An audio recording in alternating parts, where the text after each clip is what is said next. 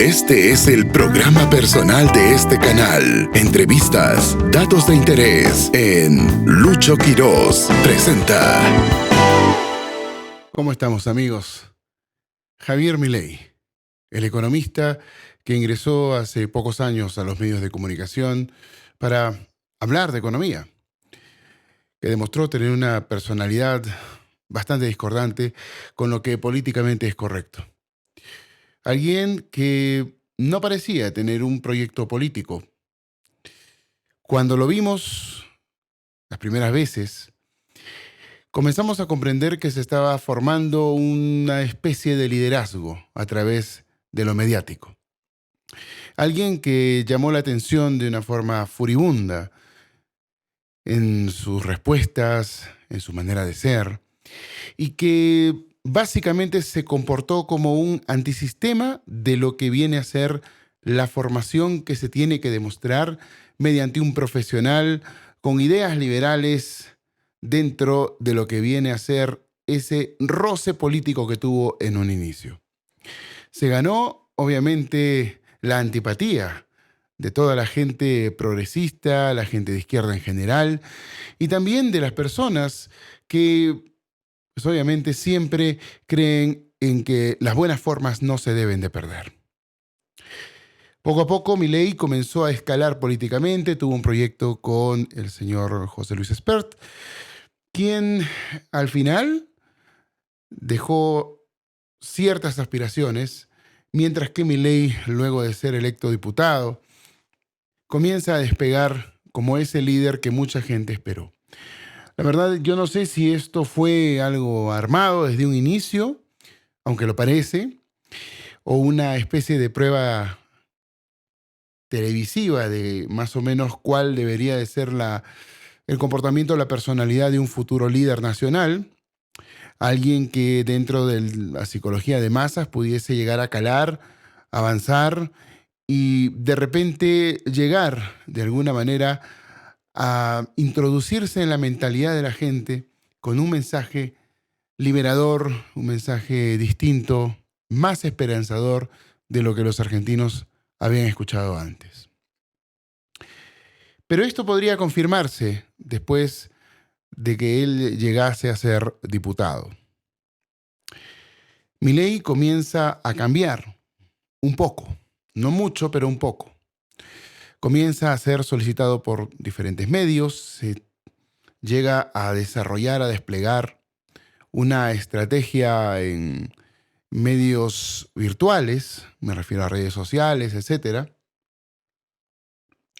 Todo muy bien trabajado y supongo que con una capacidad de inversión, aunque muchos especialistas, algunos con éxito, otros no con tanto éxito, dijeran que todo es orgánico. Personalmente yo no creo en el éxito orgánico siempre de todo lo que se haga en Internet, y yo he conversado con varios especialistas también en el campo, incluyendo gente que ha viralizado realmente con mucho éxito varios videos. Y lo que más pega es lo que se paga. Sin embargo, la red de Milei puede haber llegado a tener éxito orgánico en más de una oportunidad.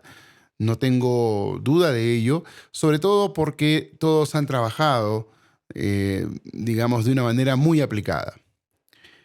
Todo lo que viene a ser interacción, además de que Milei ya era un rockstar en ascenso. Así es que no vamos a ocuparnos del tema de redes sociales ni el tema orgánico.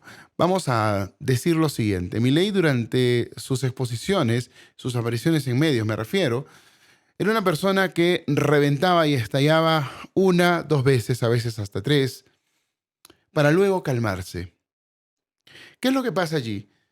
Milei explotaba para llamar la atención de la gente una vez, dos veces, o de repente una sola o tres veces, y luego, cuando ya daba una entrevista totalmente calmo, él puntualizaba exactamente en los mismos temas por los cuales él estalló o los mencionó de alguna manera.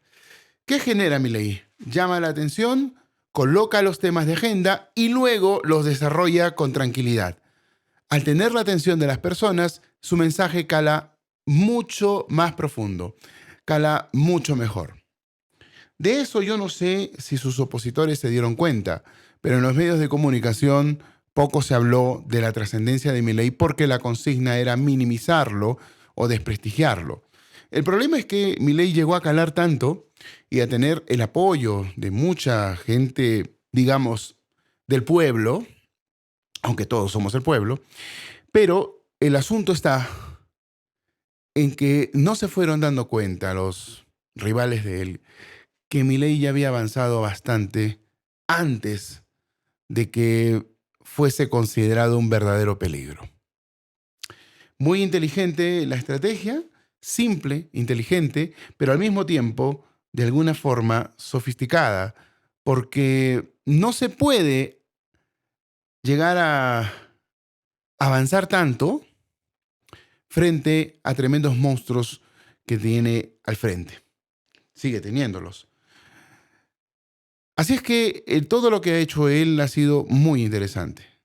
Lo más interesante es que ha sido consecuente y que ha sabido contrarrestar y enfrentarse a todas las falacias que se crearon en torno a él, a su candidatura, obviamente también a sus propuestas.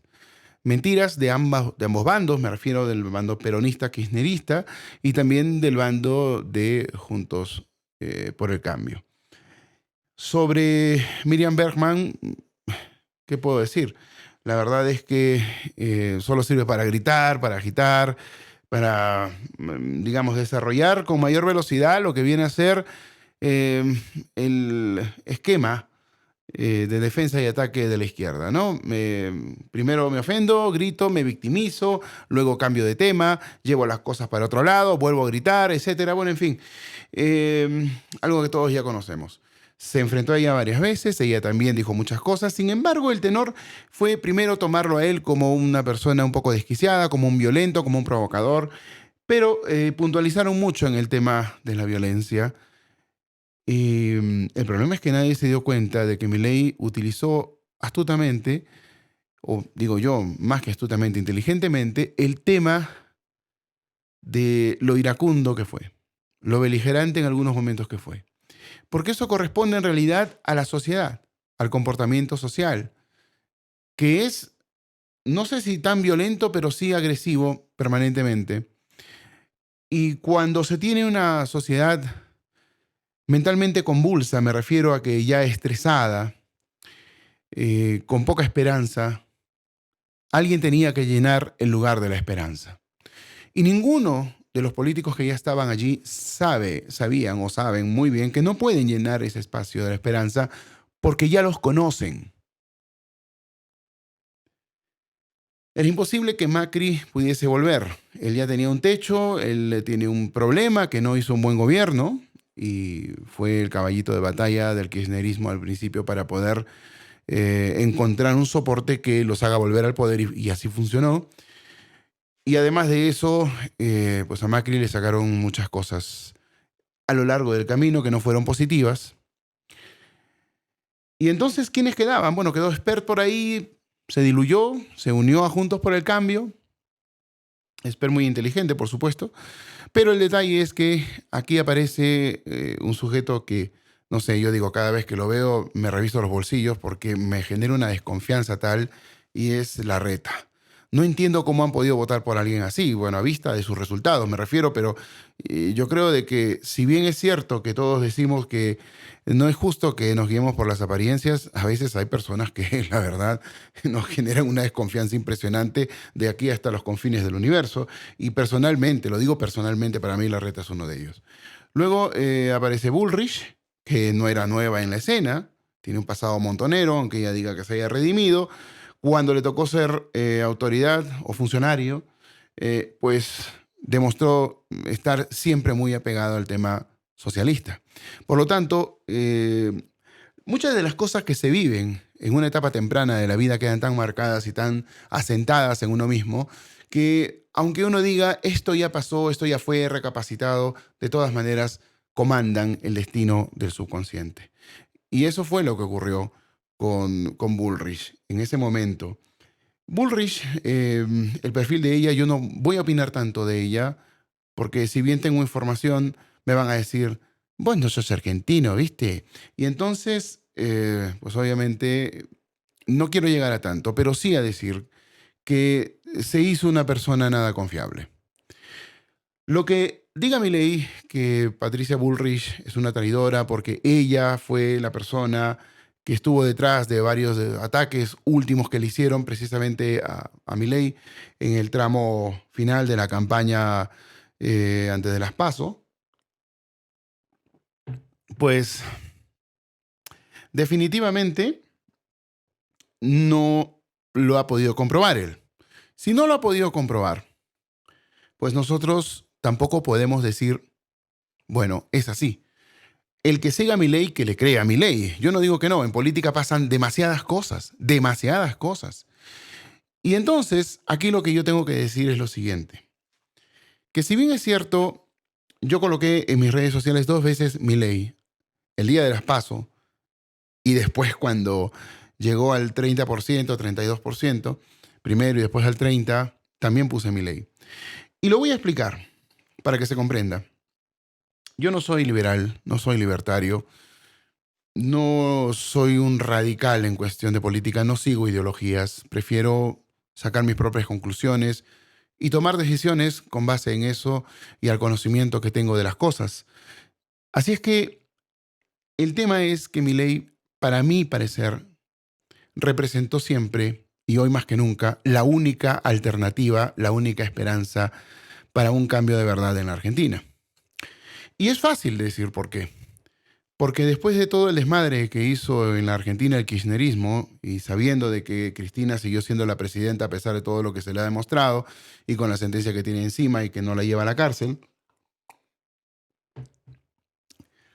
lo más lógico es saber que ellos están completamente descartados. Todos los del kirchnerismo, así le cambien de nombre a su movimiento, a su partido político, siempre seguirá siendo un desastre completo, por no decir una palabra más gruesa. Y a cualquier allegado o ex kirchnerista siempre se le tendrá desconfianza.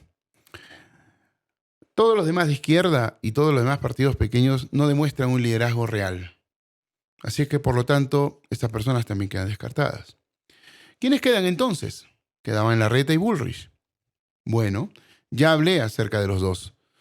Y yo creo que ellos son un continuismo, más de lo mismo. Y lo dije antes de las PASO.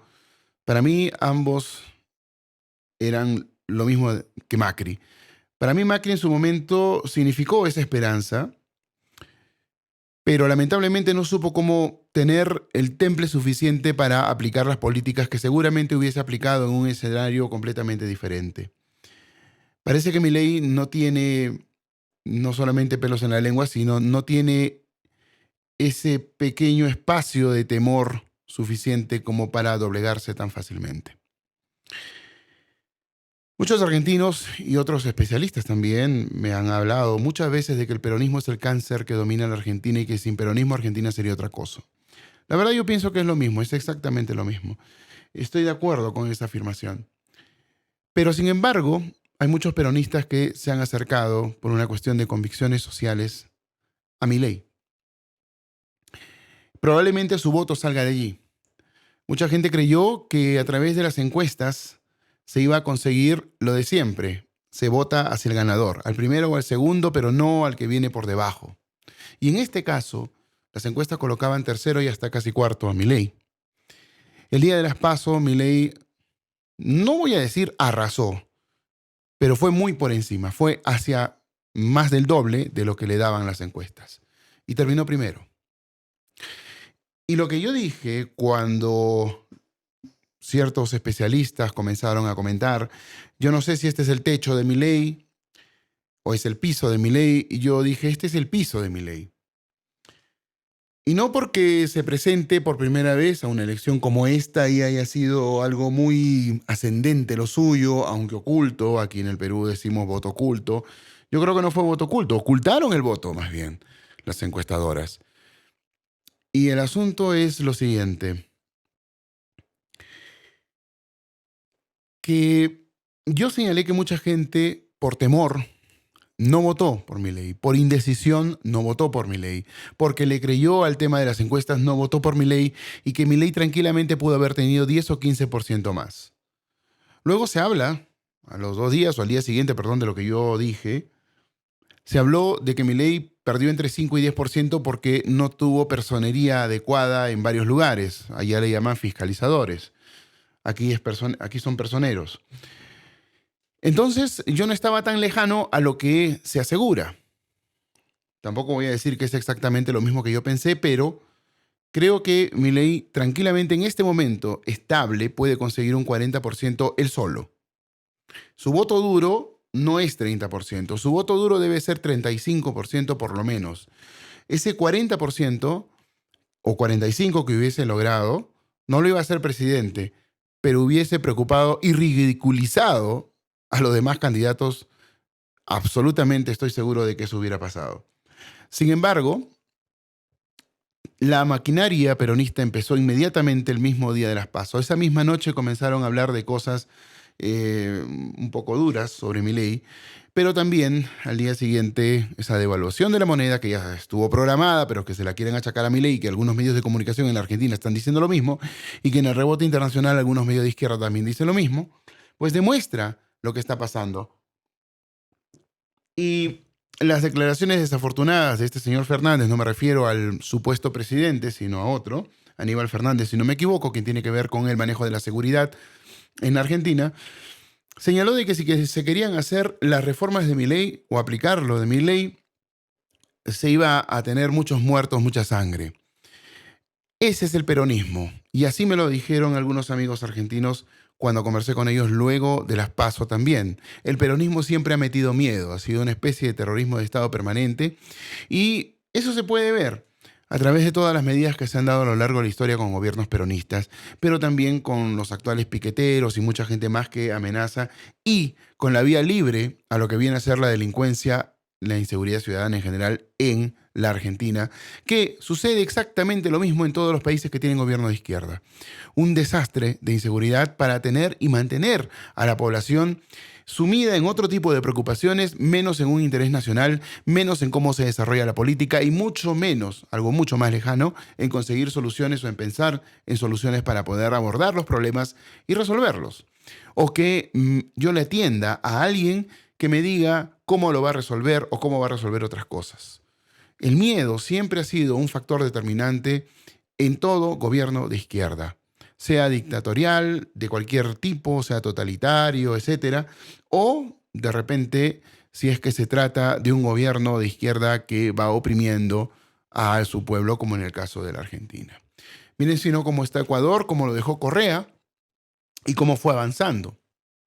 Miren cómo está Chile ahora, que era un país muy seguro y que desde antes de que entrase Boric, precisamente por las revueltas programadas, porque fueron programadas y luego ejecutadas por la izquierda, hoy Chile es un país absolutamente inseguro. No todo Chile, pero la gran mayoría, y están viviendo cosas que nunca vivieron antes. Y no me refiero a que ustedes me digan, no, pero hubo matanzas con la época de Pinochet, etc. La izquierda siempre va a traer a Pinochet adelante.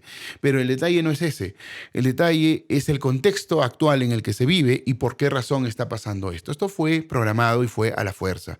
Es parte de ese plan castrista del Foro de Sao Paulo, del Grupo de Puebla. Ok, la Argentina lo viene sufriendo hace mucho tiempo. A Bolivia le ha pasado exactamente lo mismo. A nosotros aquí en el Perú nos está pasando lo mismo. Van a decir, no, que gobiernos de derecha. No, señores. Toledo gobernó con caviares. Fue un gobierno de izquierda. El APRA es un partido de izquierda, aunque gobernó de forma liberal. Pero Ollanta gobernó desde la izquierda. No solo con caviares, sino con algunos izquierdistas, que eran un poco más duros. Sin embargo, los problemas se expandieron mucho más después de que, digamos, PPK tuviese que hacer una especie de acuerdo con la gente de la izquierda y no pudiese gobernar por culpa de los matones de Keiko Fujimori en el Congreso, que terminaron con la renuncia de PPK. Después, ¿qué pasó? Vizcarra, de izquierda, Sagasti, de izquierda, la porquería de Pedro Castillo, de izquierda, pero la peor izquierda. Y entonces, ¿hoy qué tenemos? Dina Boluarte. ¿Y Dina Boluarte no fue vicepresidenta en la fórmula de Pedro Castillo? Ahí está, izquierda. Y entonces tenemos muchos problemas que resolver que no se van a resolver porque precisamente a la izquierda les gusta cumplir ese tipo de programas. La gran pregunta es si gana Milei, ¿de verdad se cumplirá esa amenaza de sangre y muertes? Porque acuérdense, aquí en el Perú, Aníbal Torres, ese despreciable ser, ese energúmeno mental que muchos consideran una lumbrera del derecho, que fue primer ministro de Pedro Castillo, habló precisamente de ese tipo de cosas cuando estuvo en el gobierno, señalando de que si sacaban a Castillo iba a pasar eso, ríos de sangre y otras cosas más. ¿Y qué fue lo que pasó aquí en el Perú? Eso estuvo programado. A la gente de la izquierda, recuerden, les interesa un rábano cuánta gente muera. La cosa es conseguir el objetivo. Esa es su ideología. Así la siguen ellos, así la cumplen. No por las puras, hay más de 150 millones de fallecidos en el mundo desde que el marxismo empezó a ser considerado como una ideología aplicable. Así es que, con todas sus vertientes, etcétera, lamentablemente la izquierda no ha sabido ser ni siquiera en un 2 o 3% lo tan justa que dice que tiene que ser. Todo eso ha terminado siempre en un desmadre, en enriquecer solamente a la cúpula y en dejar miserable a su país y a su pueblo. Así es que por eso es que también les digo de que Milei es la única esperanza y la única alternativa para la Argentina. Y si Milei resulta ser un fiasco, qué pena. Tendrán que salir nuevos líderes, porque volver al peronismo, olvídense. Señores, tienen que comenzar a participar, tienen que comenzar a tener nuevos líderes y lo mismo tendría que pasar aquí y en los demás países que están tomados por la izquierda de alguna manera. Así es que no es que yo hinche por Milei, pero nosotros tenemos que darnos cuenta que la verdad es que ya no se puede seguir viviendo en lo mismo, ni seguir olvidando lo que la izquierda ha hecho. Entonces dirán, oh, los neoliberales, los derechistas, mercantilistas. Bueno, hay que darle la oportunidad a quien por lo menos demuestra ser consecuente. No tienen nada malo que sacarle en la vida, por eso recurren hasta los perros de él. Y algunos caviarones de la prensa señalan conocer mucho a Milei y decir de que anda peleado con sus padres. Bueno, les digo que hace un tiempito, 2 años por lo menos, o más, se llegaron a reconciliar. Así es que no se llevan mal con los padres, está bien con ellos, los llegó a vacunar por la COVID a pesar de que él no se vacunó. Así es que busquen otro tipo de pretextos. Y eso me refiero a la prensa peruana, por si acaso. Creo yo, que Milei sí puede hacer varias cosas por la Argentina, pero tiene que tener más apoyo que el de su propio grupo, que el de su propio equipo de trabajo. Yo sí estoy de acuerdo con la eliminación de muchos ministerios, están por las puras, están por las puras. Un Estado no puede ser tan amplio, no puede ocuparse de tantas cosas, no puede arruinar el proyecto de un país. No puede, no debe.